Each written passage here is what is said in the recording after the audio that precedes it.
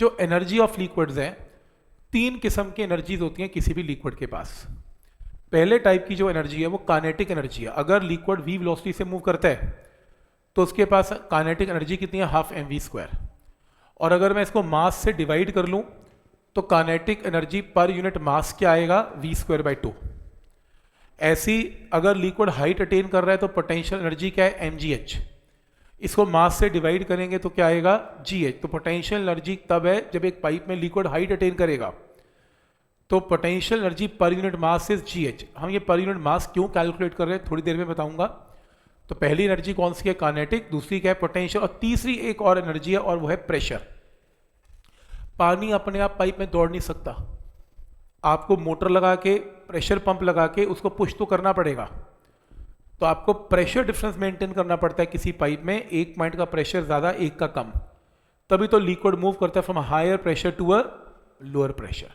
तो ऑब्वियसली जब एक टैंक के अंदर आपको पानी भरना है और वो टैंक थर्ड हाइट पर है, थर्ड फ्लोर पे है, तो नीचे पंप लगता है, मोटर लगेगी। मोटर क्या कर रही है, पानी को पुश कर रही है और प्रेशर डेवलप कर रही है। ऊपर प्रेशर कम है, नीचे प्रेशर ज़्यादा करेगी तो पानी ऊपर चढ़ेगा, पानी दौड़ेगा, काइनेटिक भी अटेन करेगा और पोटेंशियल भी अटेन करेगा।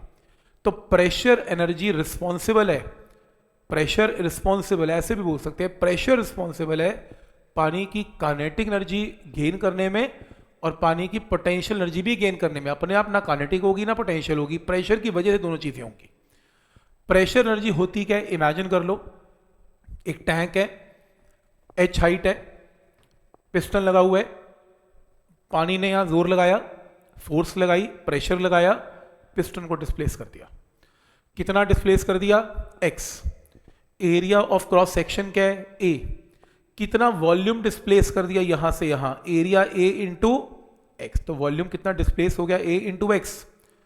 पानी की डेंसिटी अगर रो है तो कितना मास डिस्प्लेस हो गया, वॉल्यूम इंटू डेंसिटी, यानी कि a into x into rho, इतना मास डिस्प्लेस कर दिया। पूरे प्रोसेस में किसने वर्क डन किया, वाटर ने किया।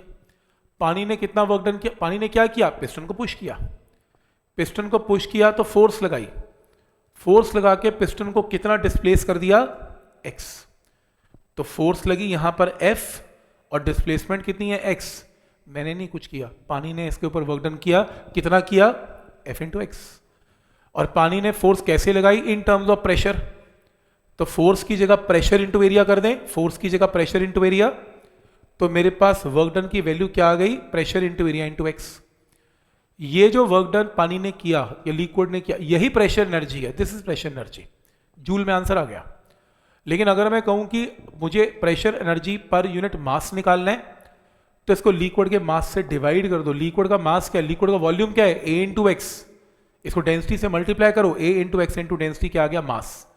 ax cancel, p/ρ। तो ये फॉर्मूला प्रेशर एनर्जी का, ये formula pressure energy per unit mass का। पर मैं पर यूनिट मास करता क्यों, अभी बताऊंगा उसे। पर तीन किस्म की एनर्जीज हैं, काइनेटिक, पोटेंशियल एंड प्रेशर। ठीक, इसको यूज करते हैं। और बहुत इंपॉर्टेंट जो स्टार लगाने हैं लगा लो, बर्नौलीज थ्योरम।